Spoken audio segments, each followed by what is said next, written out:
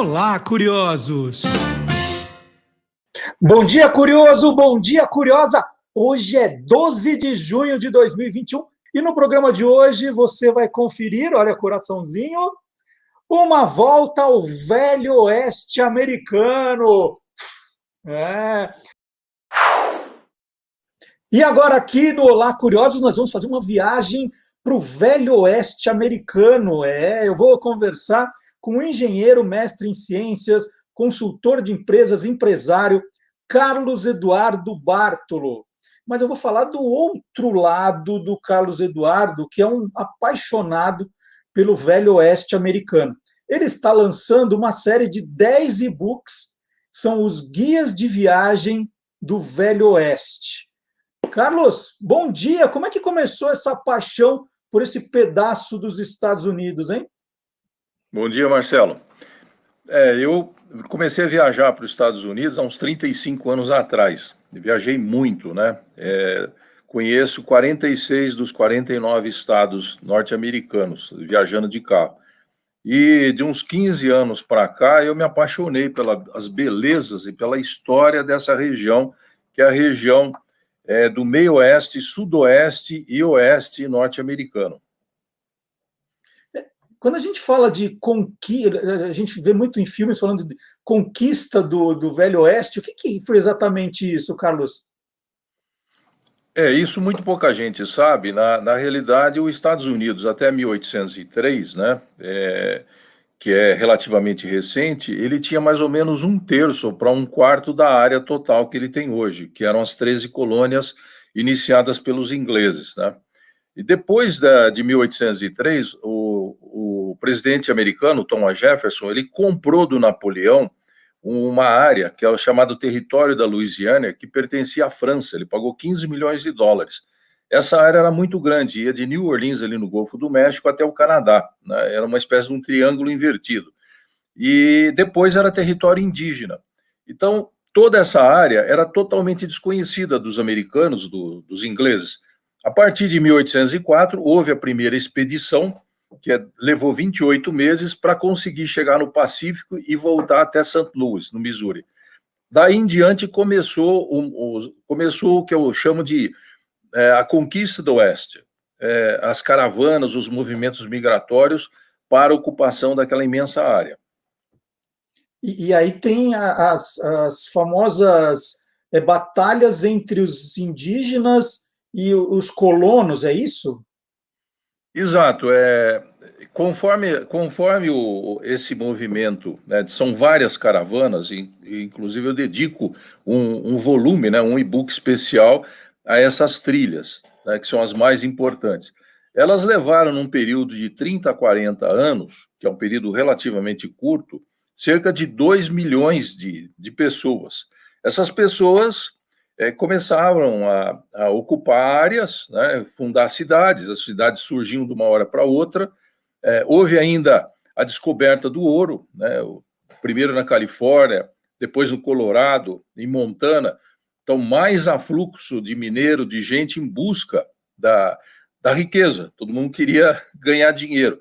Então, havia muito conflito, tanto nas cidades como com os indígenas, né? Você tinha prostitutas que chegavam, normalmente isso aparece muito nos filmes, né? Elas vinham de New Orleans e você tinha os saloons, você tinha os jogadores profissionais e começavam aqueles conflitos.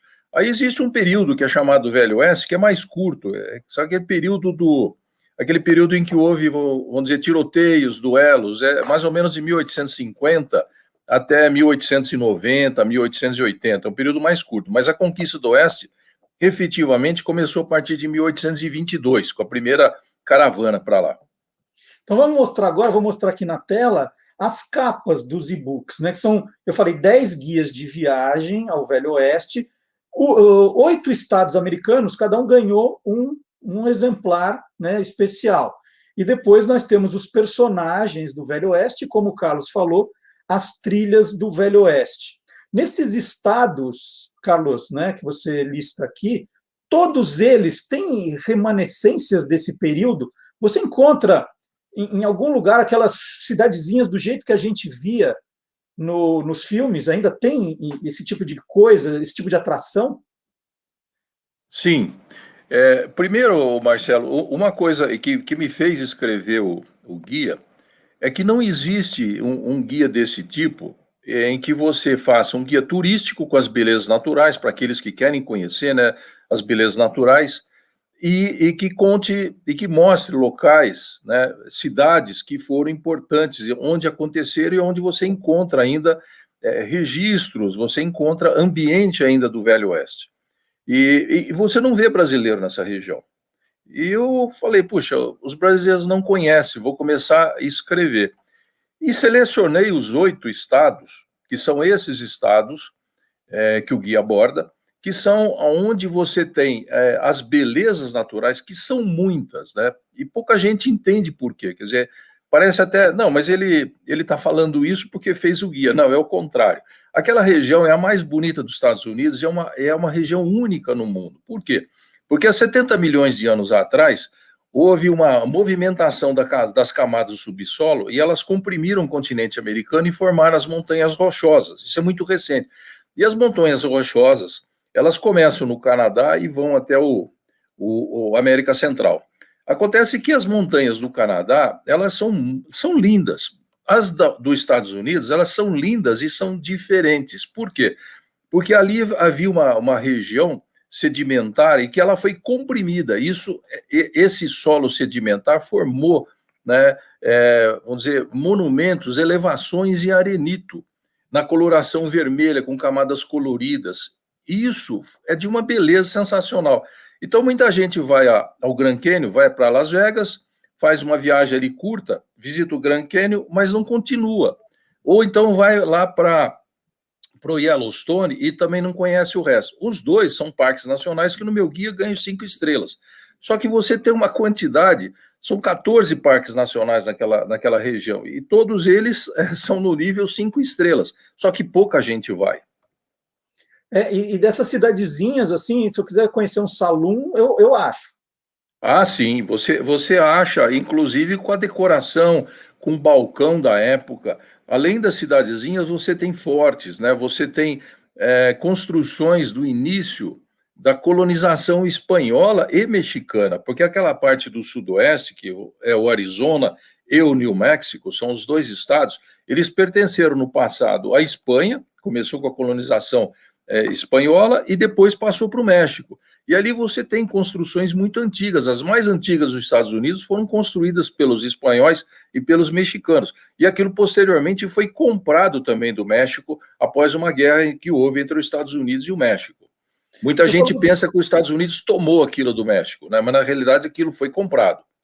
Quando você fala de forte, é o que a gente habituou a chamar de Forte Apache, aquela... Isso é interessante, aliás, é uma curiosidade, né?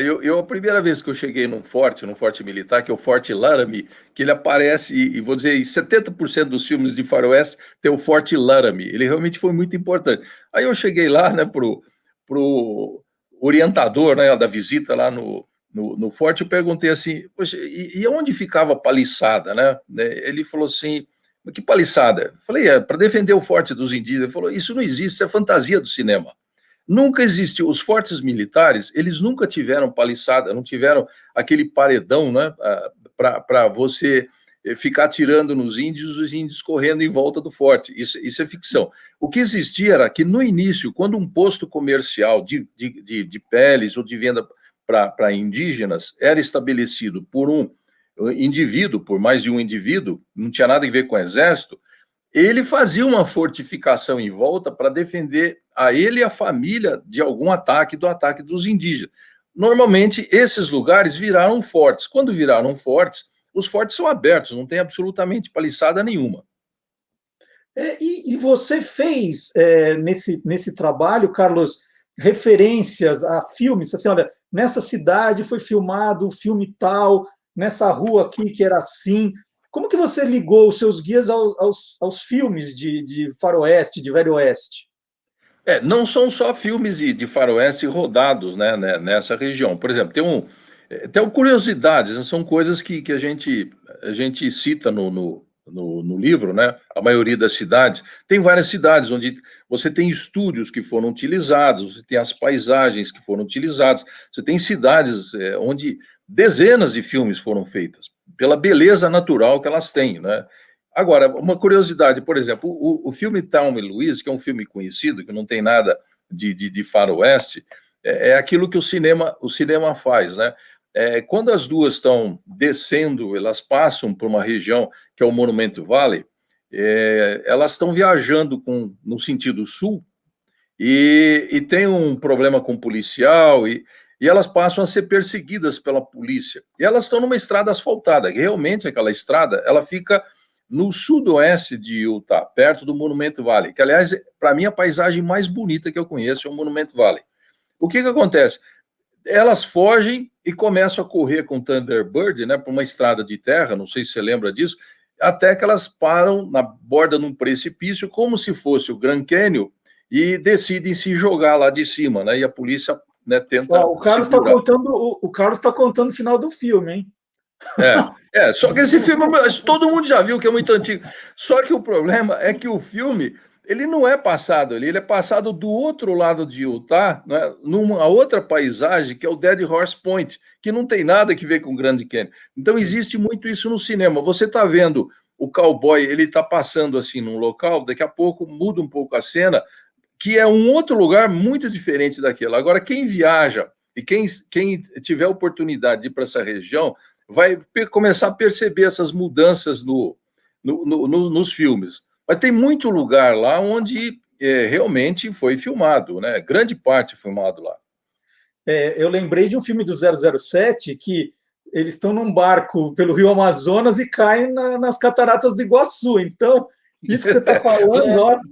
No cinema vale tudo. Tem uma curiosidade: existe um hotel no estado do Novo México, New México. Ele fica na Rota 66, que é outra coisa interessante. O melhor da Rota 66 fica no Arizona e no New México. Quem curte, quem gosta de Rota 66, a melhor parte de toda a rota que começa lá em Chicago e vai até a Califórnia, né, ela é muito interessante. Esse hotel, ele é um hotel que ele foi construído em 1937 e ele hospedou os artistas, os atores e as atrizes de Hollywood quando eles iam filmar no Arizona e no New México. Então, ele está com a mesma decoração, ele é todinho de madeira, é lindo o hotel, e as portas dos quartos têm o nome dos artistas onde eles se hospedaram. É muito legal ir lá, funciona normalmente, restaurante, bar, tudo. É muito legal. Então, tem muita coisa interessante. Desculpa. Eu estou fazendo o meu plano de comemorar os meus 66 anos fazendo a Rota 66. E quando eu abri o seu e-book do Arizona, eu falei, gente, estou feito. O Carlos resolveu os meus problemas. Eu já estou usando o seu guia, Carlos. Ó. O Marcelo, outra coisa interessante é o seguinte, eu procurei, você para viajar por essa região, o guia indica roteiros, né? É muito importante os roteiros. E eu estabeleci 3 cidades, pela experiência, por tudo que eu viajei por essa região, que são cidades chaves para você conhecer e que facilitam. Uma delas é Las Vegas. Você descendo em Las Vegas, né, você aluga um carro e você viaja pelo Arizona, pelo New México, pelo sul de Utah. Utah quase ninguém conhece aqui no Brasil, mas é lindo, é uma maravilha. Tem 5 parques nacionais. Se você desce, outra opção é Denver. O pessoal vai muito para Denver para esquiar. Você visita o Colorado, você visita South Dakota, você visita também o Wyoming. E a outra opção é Salt Lake City, onde você conhece Utah e você visita Montana, que também é muito bonito. E tem um dos 10 e-books, né? Tem os 8 estados, as trilhas que a gente falou, e outros são dos personagens do Velho Oeste. São 23 personagens. Vamos pegar, por exemplo, Billy the Kid. Vamos contar alguma coisa do Billy the Kid, um dos 23 personagens, Carlos. O Billy the Kid, inclusive, ele é o número 1, né, dos 23 na ordem do guia. Eu procurei selecionar os mais significativos, né, aqueles que tiveram participação. Mais ou menos 1/3 são indígenas, que são muito importantes, 1/3 exploradores e 1/3 são pistoleiros, homens da lei e fora da lei. O Billy the Kid está nesse último grupo. O Billy the Kid, ele só viveu 21 anos, ele teve uma vida bastante curta. Então existe, né, uma lenda que ele matou um homem para cada ano de vida. Isso não é verdade. O Billy the Kid, registrado, ele matou 4, mas é quase certo que ele tenha matado 5. E junto com os companheiros dele, né, eles mataram mais uns 4 ou 5, mas não foi isso. Tem muita gente que matou muito mais. O último assaltante a trem nos Estados Unidos, ele matou 15 pessoas, foi o Kid Curry. E ele assaltou um trem em 1904, você veja, foi o último assalto à mão armada a trem em 1904, já tinha virado, né, o século. Ele assaltou e, coitado, ele deu azar que ele não conseguiu roubar nada, e aí foi perseguido por 2 dias e foi morto ali no Colorado, numa cidade chamada Parachute. E mesmo desses personagens, você encontra nesses roteiros, nesses caminhos, lembranças, histórias deles? Aqui foi onde ele morou, aqui onde ele morreu, tem tudo isso? Sim, o guia indica o túmulo deles, né, os museus a respeito desses personagens, como das trilhas. Você tem locais nos Estados Unidos que eles preservam as marcas dos carroções das trilhas de 1840. O americano registra tudo, né? Até como curiosidade, tem o Forrest Gump, tem uma cena em que ele está correndo lá em Utah e ele vira, e ele olha e vê o Monument Valley atrás, né? Aquela paisagem linda do Monument Valley. Ele já saiu do Arizona e entrou no estado de Utah. E você passa na estrada, lá tem uma placa, Forrest Gump Point, ou seja, indica o ponto em que foi feita aquela tomada. Você vai no Monument Valley, você tem os pontos, né, de filmagem dos filmes do John Ford, onde ele filmava as histórias passando pelo Monument Valley. Então você tem muito, o americano registra tudo, você encontra, e foi um dos motivos de eu ter trabalhado no livro, porque você encontra informação sobre tudo, né, sobre os nativos, é impressionante. Há dúvidas, às vezes, do nascimento de uma pessoa, porque é muito antiga, não tinha registro, principalmente os nativos. Nesses percursos todos, os americanos são bons também para vender produto, né, Carlos? O que tem de mais curioso, assim, né, vamos dizer, na exploração do turista, nesse sentido de souvenir, essas coisas, o que você acha de curioso no caminho? Olha, tem de tudo, né? Na região da Rota 66, tem uma cidadezinha chamada Williams, perto do Grand Canyon. Tem muita coisa ao longo da Rota 66, você compra tudo da Rota 66, né? Você tem de curioso, você tem uma cidade lá em South Dakota, chamada Wall, e aquilo começou como uma espécie de uma farmácia. A curiosidade é que o casal que abriu aquilo, no meio de uma região desértica, eles começaram a colocar placas e eles ofereciam um copo d'água de graça para quem parasse lá. Aquilo deu um resultado tão grande, foi crescendo tanto, que hoje é uma loja, é um negócio enorme, parece um shopping, e todo mundo para lá. Agora, vende muita quinquilharia. Aquilo que é original, você tem lojas especializadas que vendem artigos feitos pelos nativos, né? Eles são muito caros, né? Porque a arte do nativo, você comprou, por exemplo, um vaso de cerâmica negra feito no New Mexico, $3.000, 5 mil dólares, né? Uma roupa de couro de um indígena feito por eles, às vezes custa $10 mil, é muito dinheiro, principalmente para a gente. Então, você tem tudo, você tem muitas lojas sobre o oeste, sobre os nativos, você tem coisas, inclusive, interessantes. O Four Corners, o que é o Four Corners? O Four Corners é um local do cruzamento de 4 estados, formando um ângulo reto. É o único ponto nos Estados Unidos, eu não sei se no mundo existe outro, mas nos Estados Unidos é o único ponto. Você tem o encontro, né, do Colorado, do Utah, o Arizona e o New Mexico. Esse Four Corners tem uma placa no chão, um disco, e indica a posição, né, dos estados, o nome dos estados, e em volta dele você tem umas construções como se fosse uma espécie de mercado, de galeria de lojas, e os nativos vão ali vender os produtos que eles fazem. Então lá você compra produto diretamente do nativo. É muito bonito. Ele fica no meio de uma região desértica. Você tem as bandeiras hasteadas com os mastros das 4 nações que estão naquela região, dos 4 estados e a bandeira dos Estados Unidos. Chama Four Corners. É muito bonita essa região. Olha, que legal. Então, vou deixar a dica aqui. Eu já dei uma olhada em 3 dos 10 e-books e eu posso garantir que eu vou usar para minha festa de 66 anos e para fazer essa visita à Rota 66. E me interessei muito pelo Velho Oeste, porque o Carlos Eduardo é um apaixonado pela região e passa isso nos e-books que estão à venda pela Amazon. Nós vamos colocar aqui o link para quem quiser, né? E vou colocar na descrição do vídeo do programa também, para ficar mais fácil. Quem quiser pode ir direto. São 8 estados americanos, como ele falou, mais os personagens do Velho Oeste e as trilhas do Velho Oeste. Carlos, muito obrigado. O Carlos escreveu para a gente, né? Usou o e-mail do programa para contar dessa novidade. Fiquei muito feliz, que é um tema que eu sou apaixonado, né? Adoro os filmes do Velho Oeste. E quando ele contou o trabalho que ele tinha feito, na hora eu falei, vamos conversar, vamos conversar. Então, parabéns pelo trabalho, viu, Carlos? Muito, muito legal. Eu que agradeço a oportunidade, é um prazer, tá bom? Tá joia. E depois dessa conversa com o Carlos Eduardo Bartolo, nós vamos mostrar que não é só o Velho Oeste americano que é curioso, não. O mundo inteiro é curioso e a gente confere agora. Obrigado, Carlos.